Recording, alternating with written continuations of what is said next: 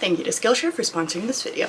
Hello friends, and welcome to my channel if you're new, or welcome back if you are back. If you are new, hi, my name's Rabbit and my pronouns are they, them, and either way, thank you so much for clicking on my video today. So today's video I've been wanting to make for quite a while, because one of the things that makes me so sad and honestly like kind of confused is when people say that they don't feel like they can participate in the goth or any other alternative subculture because it's too expensive. I'll try to give a little bit of grace and say that, like, sure, new rock boots and like a custom made corset or tickets to Germany and WGT might be expensive, sure.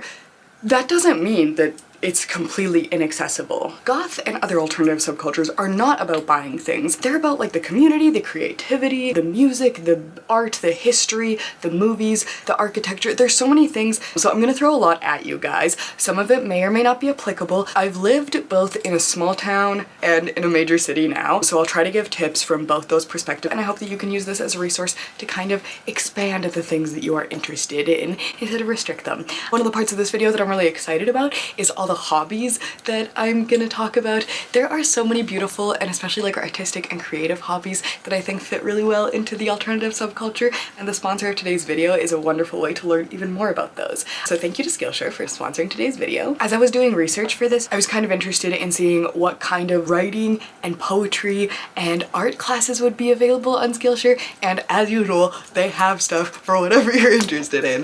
There's an entire class on writing Gothic literature, which is so freaking interesting. For me, watching the videos and taking this class kind of almost helped me appreciate the Gothic literature that I do enjoy way better, and just kind of give me ideas for future things and help improve kind of my speaking for my videos. I also find calligraphy super beautiful, and Skillshare has a bunch of classes on that. So if you haven't heard of it before, Skillshare is the largest online learning community for creative people like us, with thousands of classes led by industry experts across film, illustration, design, freelance, productivity, and so much more. Whatever it is, your business, your crafts, your sewing, your embroidery, your DIYs, Skillshare is such a wonderful resource. The first 500 people to use the link in my description below will get a free 1-month trial of Skillshare. Thank you again to them for sponsoring me today, and without further ado, let's get into the video. Apologies if I'm gonna be looking down. I wrote a lot of notes. Let's talk about some places that you're going to want to source things from. One, and my favorite place for everything, is the thrift store. I know a lot of people don't have thrift stores, so substitute your applicable thing, whether that's online thrifting like Vinted or Depop,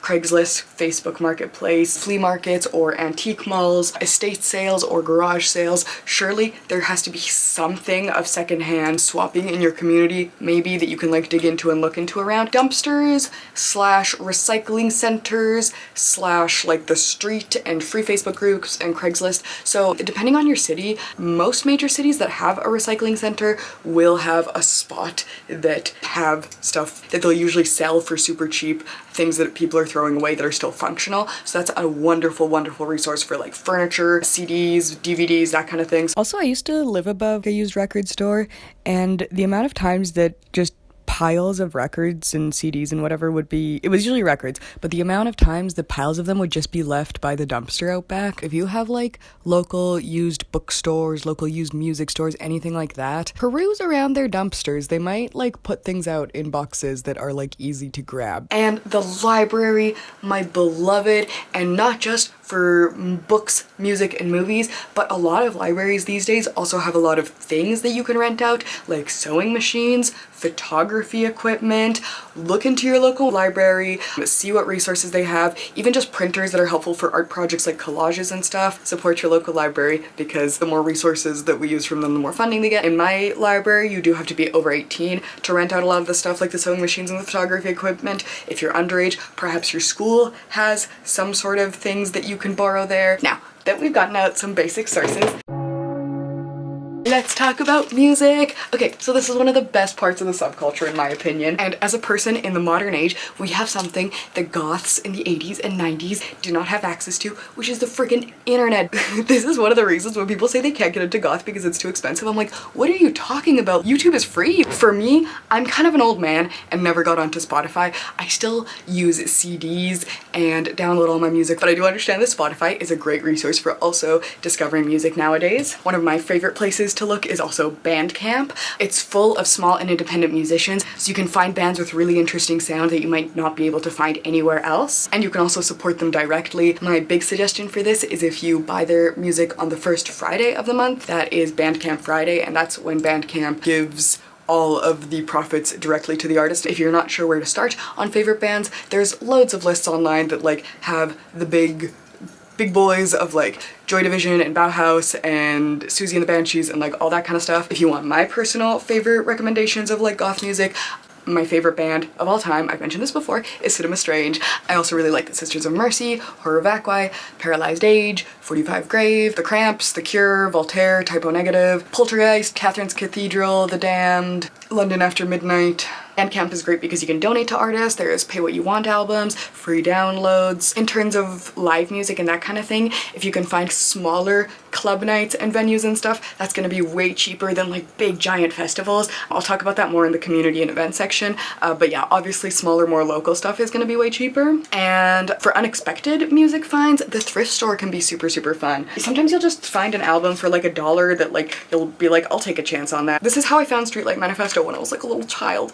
There was like Voodoo Glow Skulls, I think, on here, or like someone like that, and it made me like kind of go down a rabbit hole. And so you'll be able to sometimes find like weird little small music things, or like you'll be like, that looks like an interesting album, and be able to find it. Or you'll find treasures like a $2 Depeche Mode CD, or this doesn't have its price anymore, but I found a Bad Religion CD at my local Value Village. If you have local artists that you like, you can also buy their physical CDs to support them, or vinyls or cassette tapes, or whatever your interest is. I freaking love physical media. You can definitely find those at the thrift store, and like I mentioned, if your recycling center or dump or whatever has a section that has things that the people are trying to throw out that are perfectly good, you will sometimes find music in there, and it can be great. And if you don't like the music on the vinyl, you can always like use it as art, like paint it or just put it up on your wall, so that's really fun. My library also used to have a load of alternative music CDs. I don't know what's happened recently, but when I was a young teenager, they used to stock The Cure, they used to stock Susie and the Banshees, Bauhaus, like all the really big bands. Like you might not be able to find like the Virgin Prunes, but you'll probably be able to find the bigger things at the library, unless they've done a weird physical music purge like mine did. That was super sad. If you have friends that are in the subculture, definitely ask them what their favorite music is, and you can like swap suggestions either digitally or like make each other mix CDs. And then an app that I freaking used to love, and it's been down for a while, I'm begging and praying that they will reinstate it soon, Boil the Frog. You would put in one artist and another artist, and it would make you a playlist between the two. So let's say you put in Cocteau Twins to Alien Sex Fiend, it would like start with like all twinkly kind of ethereal fairy music, and like slowly each song progressively would get like more grungy and like unce and industrial and crunchy, you know, like when it's like grinding gears kind of sounding, until you got like to the opposite end of the spectrum. And it was just like such a really cool and fun way to discover so many new songs and musics and bands. That thing has been down for a while. There's a similar application called Chozik, I'm not really sure how you pronounce it, I'll put it here how you write it, that does a similar thing, but Boil the Frog was just something else. In summary, YouTube, Bandcamp, Spotify, I guess, local music, ask your friends, thrift store, recycling center. There we go. That's my little music section covered. Okay. Let's talk about literature and books and comic books and all sorts of literary stuff. I would be remiss if I didn't start with the library. The library is your best friend for freaking books. There are obviously going to be tons of horror classics like Dracula and Frankenstein. You can also find the more modern ones like Anne Rice. Whether you're interested in books on like the actual Gothic subculture itself, there's some titles that you might be interested in checking out. Some of my absolute favorites. But you can also find so much wonderful fiction at the library that's Gothic. Edgar Allan Poe, Joseph Martin, previously known as Poppy Z. Brite, Clive Barker, my freaking beloved, Oscar Wilde, Edward Gorey. If you prefer like Kindle or audiobooks through your library, Overdrive is a wonderful thing. Sorry, the app is called Libby now. I still call it Overdrive out of habit. Sometimes things that are classic literature will have a super long waiting list, in which case you can find lots of stuff for free on LibriVox. This is an incredible resource. It's all free audiobooks read by volunteers, so if you're interested, you can read for them, but you can also just find and download hours and hours of free entertainment through there. I want to talk about though YouTube. YouTube is my beloved, amazing, incredible resource. I freaking love audiobooks because they're a wonderful thing to listen to while crafting. Some of my favorite channels are Hellblazer, all these freaking wonderful audiobooks. Another YouTube channel that I love is Greg Blackman. His audiobooks are just exquisite. You can also find Edgar Allan Poe being read by Vincent Price on YouTube for free, so that's really, really cool. I have a playlist of a lot of my favorite short horror stories and audiobooks on my YouTube channel that I'll be sure to link. And on the note of Gothic literature, like specifically the Draculas and the Frankensteins and the Poes and the things like that, for me, I would try to read them kind of when I was younger, and I would just be kind of like, okay, like, interesting, I guess, but like I didn't really understand too much of it, and when I did read them it kind of felt like a slog, and so I would just give up. But the way that I found that actually makes them so incredibly enjoyable is that there are a load of literary analysis channels on YouTube, because for me, listening to a Poe story is one thing, but listening to a Poe story and then hearing an analysis of it and then going back and listening to it with all these new things to think about and like context and ideas just makes things so much richer. So if you, like me in the past, have kind of struggled with the older Gothic literature, it might just be because you're missing some context. There's a lot of kind of like English teachers that do analysis on YouTube of stuff, like Tim McGee and Dr. Whitney Costers are two of my favorite, but also Codex Cantina. They have really good analysis that I enjoy. Also, you don't have to do analysis to enjoy it. Like, my favorite Poe poem has always been The Bells. Since the first time I heard it, it's just always just like stuck with me, and I just like it because it's pretty, and that's also cool. So if you just want to read Dracula or Frankenstein or the Bronte sisters or whatever because they're beautiful and you don't need the analysis, then that's cool. For me, I was just kind of like, am I dumb? Do I not get it? Whatever, whatever. And it turns out I just needed a little bit of context. Also, if you're like me and you don't like to fall asleep to no noise, there are playlists of people reading like Gothic horror stories with like thunder and lightning and like stuff and like soft rain and stuff. So just look at those if you want like some spooky ambiance either to fall asleep to or just to like do your art and feel all spooky and wonderful too. Something that can also be really, really fun to listen to and that can add lots of spooky ambiance is old horror radio plays. You can find lots of them on YouTube. I'll also link a list of like really spooky fun ones, but they just have like such a special fun vintage ambiance, so they can just be a really, really fun thing to put on in the background. There's also used bookstores, which are my absolute favorite for finding treasures that I would have never found anywhere else. Some of my favorite like kind of fairy books and like interesting like medieval and mythology books have been found at like used bookstores and thrift stores, and Thrift Books is a resource for people on a tight budget. I believe they're owned by Amazon, which isn't great, so if you can support a used bookstore instead, I would recommend that. But last resort, Thrift Books. Related to books is comic books. There are a lot of really fun goth comic books out there, and you can buy them either secondhand from like different comic book stores. That's usually like the cheapest way to buy them. You can find them at the library sometimes. Also, the first Saturday in May is Free Comic Book Day, where there will be a long line outside of your local comic book store, but there will also be free comic books, and it's a great way to see some interesting and lots of times spooky things out there and new offerings. Some of the ones that I've really enjoyed are The Crow, Vampire Kisses, which is very silly but just like has such a special place in my heart. Goth, also very, very silly. Emily the Strange, of course. I'm also like an old man who never got on like Twitter and doesn't really use Instagram and does not use TikTok at all, and I never stopped like reading blogs. There's still some blogs out there. Mori Mortem, absolutely wonderful. There's also The Domesticated Goth, Gothic Charm School. There's not that many out there anymore, but I still really like to read blogs. But you can also just like join Reddit forums or like Facebook groups or whatever. Also, on the literature note, zines. These are one of my absolute favorite things. You can support independent artists. You can write these yourself. There's lots of spooky ones, punk ones, anarchist ones, fantasy ones. Look if your city has zine fairs. Look online if you can support local artists. And you can also find a lot of old magazine scans online of like Propaganda magazine and like old issues of Gothic Beauty. And like with Gothic Beauty, when I was a teenager, I remember I used to just like spend hours reading their articles online, and they still post a lot of free articles online. So even if you can't afford a subscription to the magazines, you can lots of times see articles for free. Same with like Auxiliary Magazine, Asleep by Dawn. Also, if you're lucky and live in a major city, you might have like free magazines. This is from British Columbia, so unfortunately not relevant to me, but I picked it up when I was traveling, and it's just so fun. It has all these like dark events and festivals, different like articles on like crows and makeup and things like that. When I was growing up, I used to get these ones. Pork, I still have one on my wall, and fast forward, they stopped publishing them, but they were always like free magazines that you would just be able to like get. Mostly in major cities, you're not going to find them as easily in small towns, but yeah, those are really fun. Now let's let's talk about movies. I'm a big fan of physical media. I have no subscriptions to Netflix or Amazon Prime, pretty much because I mostly am interested in older movies. A lot of them are just available on YouTube on like Dailymotion for free. So like if you want to watch any like Dracula, Frankenstein, Cabinet of Caligari, if you want to pay, I hear that Shudder is good for lots of horror movies.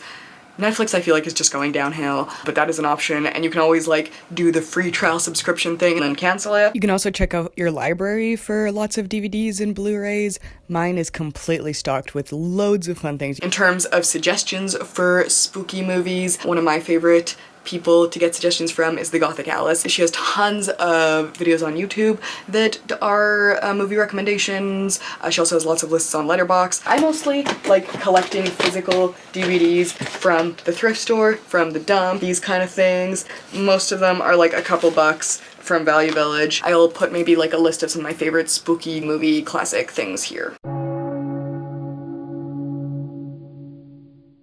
Let's talk about like fashion and clothing and that kind of thing. First, obviously you don't have to dress any particular way to be part of these subcultures. These are tips if you are interested in that though, okay? Okay, so I should have last month made a video about the basics of alternative DIY. I feel like that will be very, very relevant because a lot of alternative fashion is just based on DIY. If you can get a couple of dark colored tops, a couple of dark colored bottoms, whether that's like pants or skirts, and then add rips and lace and safety pins and stencils to your satisfaction, there you go. You do not have to shell out any money to Killstar, to Amazon, to any fancy big goth brands. You can find a black velvet dress at the thrift store and pin the sides of it down and add some sleeves from the dollar store. You can get a plain black tank top and stencil your favorite band logo's name on it and have a band t-shirt. When people talk about goth clothing being expensive, it kind of grinds my gears because it never had to be, and like I grew up in a really small town. I couldn't like buy things in a goth shop and I didn't have like access to a credit card. So like it never occurred to me that like you had to wear designer goth things to be part of the subculture. Like it was like, no, obviously just wear your black t-shirt and rip it up and put your favorite band patches on it. Like dyeing clothes black, adding studs, adding patches, distressing. These are all your friends. These are all techniques that I would highly recommend. I do have a whole video on like tips for thrifting for an alternative wardrobe, but generally I look for dark fabrics, velvets, and lace. I might put up a little infographic that I made for one of my previous videos that might be helpful, but yeah, that. And then thrift store, the craft store, and the dollar store for accessories that I will then further DIY as needed. Also, one of the main things in spooky fashion I feel like is layering. You can take the exact same dress and with just a different pair of boots and like some fancy gloves and a choker, you can dress it up so much, or like with a leather jacket and a distressed fishnet shirt underneath and some really big boots, make it a completely different outfit, right? Or like just keeping the dress as is and adding like some really simple stud earrings and like some neutral makeup, then you can wear it to work. It is really about like taking some staple pieces and being versatile with them, especially when you start. For me, all of my stuff I've been accumulating since I was like 12 or 13 and first got into this subculture, so it doesn't like happen overnight. It's a really slow accumulation process. I'd highly recommend if your thrift store has any like rewards programs to get in on that, whether it's like stamp cards or like you sign up for their email lists and like get alerts of like when their sales are. If thrift stores aren't as big of a thing, there's a lot of like online thrift stores nowadays. My favorite places are Facebook Marketplace, but there's also like Craigslist, eBay, Depop and Vinted I don't really use, but those do exist. And with those websites, one of the really handy thing is that you can put alerts for specific items. For instance, I have alerts for corsets, specific brands of goth boots, and for specific brands of dolls. So for instance, this black latex corset I got on Facebook Marketplace, I think for around $20. These boots, also Facebook Marketplace, I think $40, and the person gave me a free pair as well. Same with Goth dolls. She, I think, was like $10 or $15. I've wanted her forever. Never thought I'd find her for an affordable price, but Facebook Marketplace was the way to go. Depending on your city, like obviously bigger cities, you're gonna have more luck with that. In like smaller cities or more conservative areas, you might have to go online, which I know is annoying because you have to pay for shipping. Also, when you're online shopping, unless brand name stuff is really, really important to you, I wouldn't recommend looking up brand name stuff to find clothes just because it's going to be a lot cheaper. So for instance, look up ruffle black shirt or like leather black pants instead of like Killstar pants. However, if you are really into getting designer goth, or like you really do want something from like a big brand, I would recommend getting like accessories. One of the very few pieces from a big brand that I own is this Creepsville bat belt, and I absolutely freaking love it. It's more versatile, it's cheaper, you'll be able to incorporate it in more outfits. Also, upkeep and repair are going to be really important for keeping your wardrobe in spick and span shape. I'll put a little graphic that I made for my last video because I do think it's relevant here, so feel free to screenshot or peruse at your own leisure. Another thing that I have to mention whenever we talk about goth clothes is the fishnet shirt. If you do not know, this is just a pair of fishnet tights that you rip a hole in the crotch, cut the hands off, and then you have a fishnet shirt. If you buy your fishnet tights at the dollar store around Halloween, they tend to be very cheap. On that note, Halloween time is your time to stock up on things. If you live in like North America or somewhere that celebrates Halloween and have a dollar store, they will often carry tights, stockings, these types of arm warmer things, and just different stuff like that that you can use for accessories. Like craft supplies, I always get little like bones and this kind of thing at the dollar store. If you have Halloween stores, that you can also get stuff there. This was from Spirit Halloween. Same with these earrings I got. If you're not in America, generally I feel like when the winter and the fall is coming, that's when they tend to bring out the darker layers. So not only does spooky fashion kind of come in waves, and occasionally it will be more popular, and that's a great time to buy your leather jackets and buy your lace tops, and generally that tends to be around the winter time. So that would be my time, in my opinion, to look at like discount stores like TJ Maxx and Winners or whatever your equivalent is. One thing that I found out recently is that sometimes local theater companies will have sales of their costumes, which is very interesting. If you like any kind of like very fancy like Victorian or Renaissance or medieval or like 1920s, 1960s, you want a special ball gown or something like that, you might be able to find a really beautiful and more affordable one at your local theater company costume sale. So that's something to look out for. I think that's it for kind of clothing advice. Like 90% of my wardrobe is thrifted. Goth clothing does not have to be expensive. Now let's talk about hair and makeup. Like we mentioned in the clothing section, you don't have to do any makeup to be in these subcultures, but if you want to, these are my suggestions. I get all of my makeup from the drugstore. I don't really buy anything from like Sephora or any of those brands. Some of the brands that I like are e.l.f., Essence, NYX, and then I've also heard that Wet n Wild and LA Girl are good. You can find a lot of really affordable stuff. This is just the makeup I use every day, plus like an eyeshadow palette, and it's an eyeliner that was $3, a mascara that was $4. Concealer is more expensive, it's like $9 or something. This was like $4. You don't have to spend a lot of money on your makeup. All my brushes I get really cheap. I like BH Cosmetics, e.l.f. brushes, anything like that. In my opinion, in terms of like expensive makeup, you can wear it if you want to and like feel free, but if you are unsure, what I would recommend is like kind of start with the lower end stuff, and if it's not working, then work your way up. But if your $3 eyeliner is working, also, I feel like it is possible to fall into a trap with really like aesthetic makeup. So my trick, I will take the picture of the palette or whatever, and I will cover up the design at the top, and I will just look at the colors of the eyeshadows, and I will say, do I like enough of these to like actually wear them in a reasonable way? Because when I'm honest with myself, I pretty much wear black eyeshadow, white eyeshadow, purple eyeshadow, sometimes red and brown and like that kind of thing, but like it's just a few colors, so I have to be honest with myself. Multi-use products are absolutely incredible. For instance, I spent most of my teenage years without a black lipstick, but just using my black eyeliner as my black lipstick,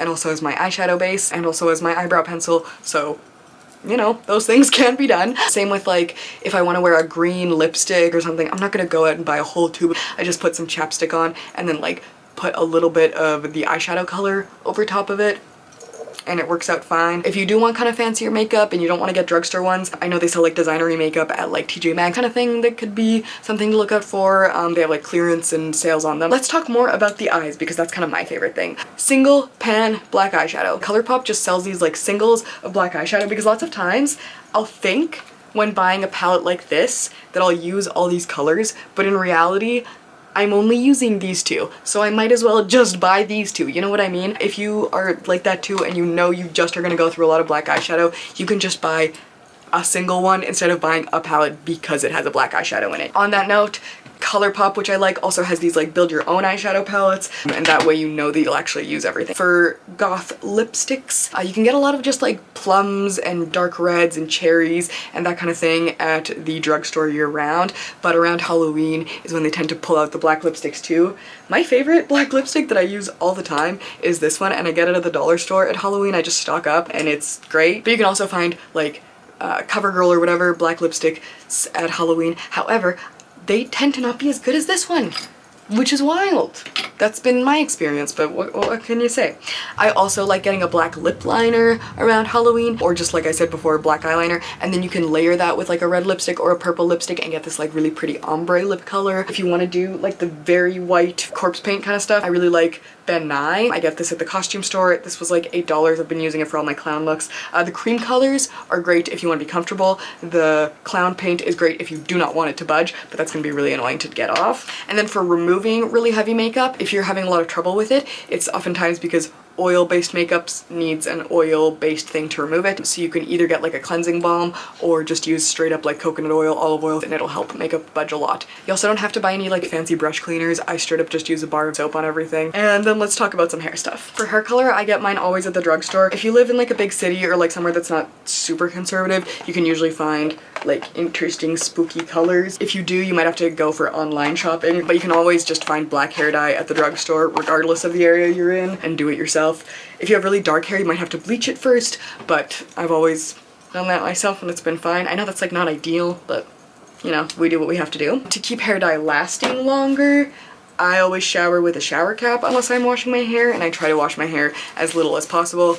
This is just from the dollar store, and when I do wash my hair, I use a dye-safe wash. If you are dyeing your hair and bleaching it a lot, it might get like really crunchy, which can be really fun for like the bat nest look. But if you want like nice hair, you can do like DIY hair masks with like coconut oil. I love doing like one with pumpkin puree around the Halloween time when I have like leftover pumpkin from my carvings. You can look up hair mask recipes online without getting like a fancy treatment is what I'm saying. Hairspray, if you want to do big goth hair, my favorite is just Got to Be Glued. I feel like people use this to make mohawks and all sorts of stuff. So if you're looking for like a very intense holding hairspray, this one's very intense. I generally do all my hair stuff myself, but I will say if you want to go to a hair salon or like something fancy but you don't have the budget, look into student hairdressers. It's good for them because they get to practice. It's good for you because you get to budget. I also want to talk about perfumes because I love perfumes and I'm a big fan of like spooky scents. So if you're looking for a super affordable brand, Demeter has some good options for you. They're one note, they don't really last that long, but they're fun. Some good scents from them are Funeral Home that I have here, Thunderstorm, Bonfire, Earthworm. You can look on their website, they have a bunch of interesting scents. Also,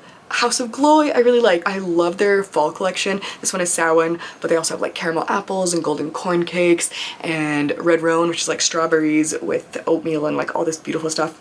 And I like these because you can get really tiny samples of them, which is way more affordable than getting big ones. And then of course, I would be remiss if I didn't mention BPAL. These are also great because you can get these little sample ones. These have wonderful scents, and they're all based around like different literary figures and poems and mythologies and beautiful stuff. So I'd highly recommend them. I have here Cathedral, which is one of my favorites. I'm like almost out of it, and it's all these different resins and incenses and stuff like that. And while we're on this, I would be remiss if I didn't mention a note on piercings and tattoos. This is something that I would not recommend to budget, like to do on a, like don't do it yourself is what I'm saying. Yes, we all love piercings and tattoos and stuff. If you really want a specific piercing but it's just not in the budget right now, instead of potentially doing it unsafely and getting an infection and doing it yourself or asking a buddy or whatever, you can get like magnetic ones that are like fake or like the little clip-on ones that are plastic. And for tattoos, just wait. If you really want a tattoo but it's just not in the budget right now, instead of getting a inferior version and then having to pay more to go back and cover it up later, I say this because my boyfriend's a tattoo artist and he sees this all the time, make sure to spend your money wisely. Now let's talk about home decor and ambiance. One of my favorite tricks that I learned from Voltaire from forever ago is velvet coverings. Basically, if you find some velvet fabric at the thrift store, whether it's like an old curtain or just piece of fabric or whatever, you can transform any like ugly plastic box into just like a mysterious, beautiful velvet shape. Put on top of it some candles and you're good to go. Then DIY, it's gonna be your best friend. A can of black spray paint and or black acrylic paint can transform any piece of furniture. You can add stickers to it, you can distress it with like sandpaper, you can paint little designs on it, or like add stripes with a stencil of like just regular tape. And you can find free or discounted furniture on either like free online groups or from the dump, or sometimes on the street people will like leave like a table that has a big cardboard sign on it that says free. Other things that you can do to DIY your decor is like collage it. You can also paint it silver. Lots of times if you don't want to do black, I feel like silver spray paint can do a really beautiful things. I have lots of videos on my channel about DIY decor, like distressed or spooky teddy bears, little knickknacks that you repaint that I found at the thrift store. It's a box. This is just a piece of cardboard with some random dollar store stuff on it and a printed out picture of Lydia Deeds. And I also have a couple of tutorials on like painting your own decor. Like this was a just plain brown wooden thing from the thrift store. You know, so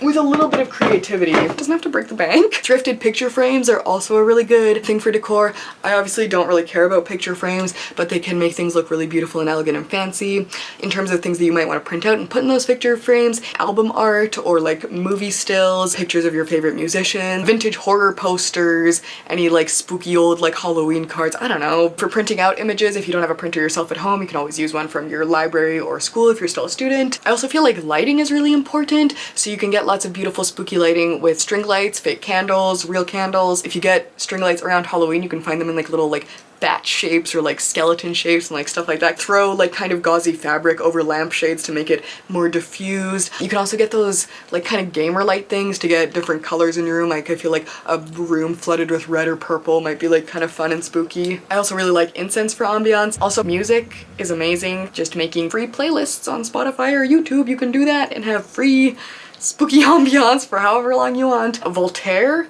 has a channel on YouTube, The Layer of Voltaire, that's a treasure trove for Gothic homemaking DIYs. He also has a book that's called Paint It Black that's incredible for Goth DIYs. And I also really like decorating with like dead flowers and pieces of nature, found skulls and weird twigs and branches and stuff like that. I'm gonna mention seasonal shopping again. Halloween decor as year-round decor. It comes out earlier and earlier every year. You can get stuff that's not just kitschy Halloween, but like genuinely beautiful Gothic decor in my opinion. This was from HomeSense and it was $14.99. It's like this crow metal stand. This bat I love. I got him from Michael's around the Halloween season. For dishware and stuff, TJ Maxx and Winners and that kind of thing around Halloween. Again, I know that this isn't gonna be really helpful for people who live in places that don't celebrate Halloween, like outside of North America, so I really apologize for that.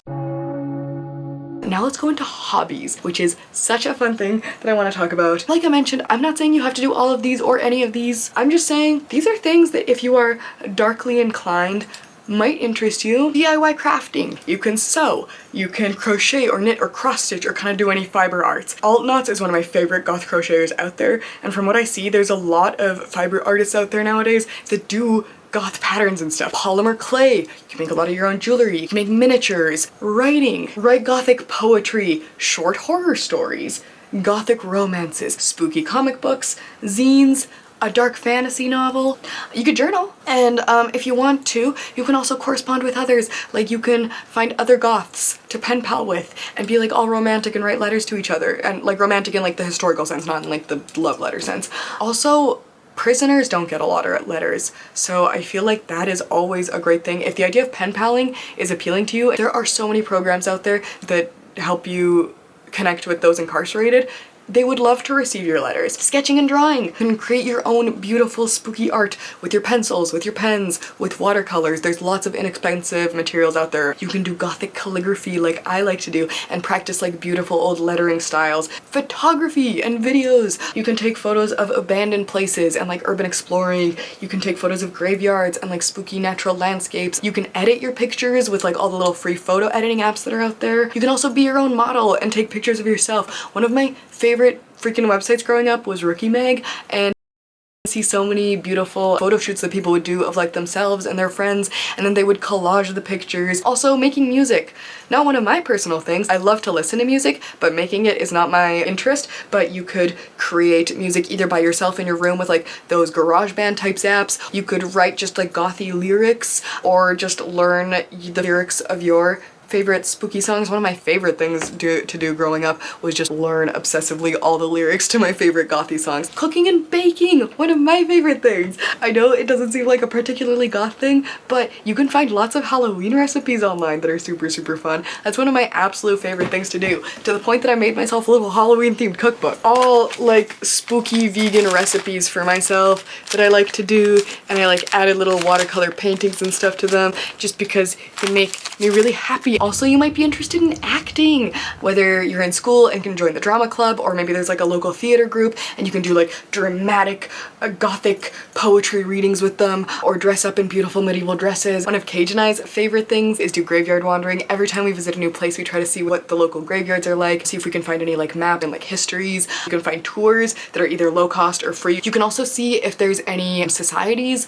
that need volunteers in helping clean the graveyards. You can inquire about who owns the graveyard with like the town clerk, or if it's like in a church, you can like go into the church and ask them, see if they need help. Definitely do not do that without permission. There are official organizations. You can look into that and see if they could use your services. Also, this isn't relevant to me, but I have some viewers who live in Europe and places that have castles and stuff. So if you live near a place that has a castle, do some castle exploration or like ruins exploration. Oh my god. Another hobby, this is another one of my favorites, especially to do with Cage, is thrift and vintage shop and look at antique shops and just like go pittering around looking at stuff. Window shopping and getting inspiration from all the different things that have been made over history can be really, really interesting. You can hunt for old books, creepy dolls, broken jewelry. You can also study Gothic history, whether it's Victorian mourning traditions or the history of Halloween, or like post-punk movements in like the early like 70s and 80s, the history of the Batcave. You can do research on the occult or folklore or vampires or like whatever. There's lots of interesting things out there that like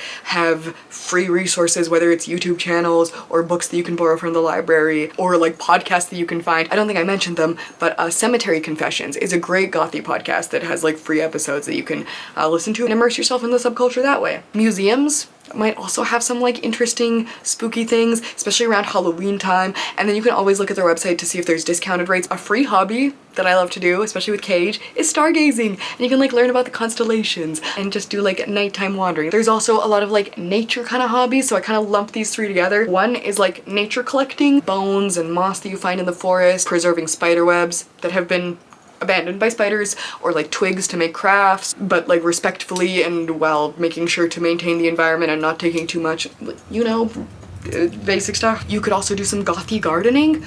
I don't have a green thumb really at all, but you can grow some pretty inexpensive dark flowers like African violets or black marigolds and stuff, whether in a pot or like out in a garden. One of the things that has always been a fantasy of mine is to have a moonlight garden where all the plants are like blues and silvers and lavenders, and you would just go into it under the full moon and like have all the, you know, or like herbalism, learning about like teas and growing your own herbs. That's just a couple of the hobbies that maybe could spark your interest, and I tried to pick like pretty low cost ones.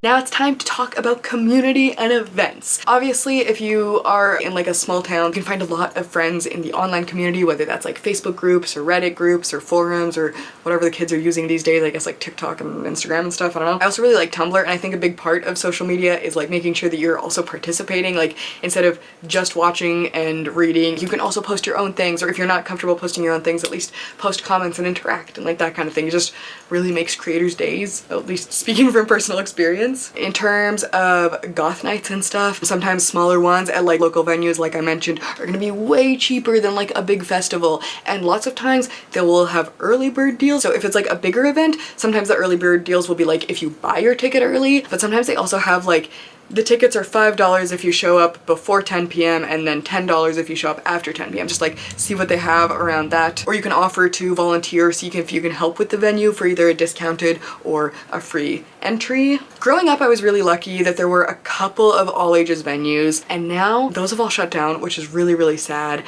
There are local goth nights that will happen, or club nights that are based on like spookier 80s music that I always make sure to attend. And I do think it's really important to attend those events if you can and want to when they happen, because the more attending means the more they get that people want to be there and they'll keep happening. If you can't find goth shows, maybe you can find metal or industrial or just rock, or like see if like there's something kind of adjacent that can get your foot in the door, and then maybe you'll be able to find more information of where to find stuff that's more suited to your personal taste. You also might not just be interested in music shows. There's lots of cool events that I feel like are very goth friendly. Like in my opinion, Ren fairs and medieval fairs are super fun to attend and tend to be really low cost. Also crystal fairs can be interesting. If you have a major city, you might be able to check Meetup or Facebook groups to see if there's any like alternative or goth meetups. Like I have a Goth My City Facebook group and they do like coffee get-togethers. Around Halloween there's gonna be lots of really fun and spooky and goth friendly events like haunted houses, spooky movie events if you're into that kind of thing. Drag and burlesque shows can be really fun to go to and like meet other alternative people.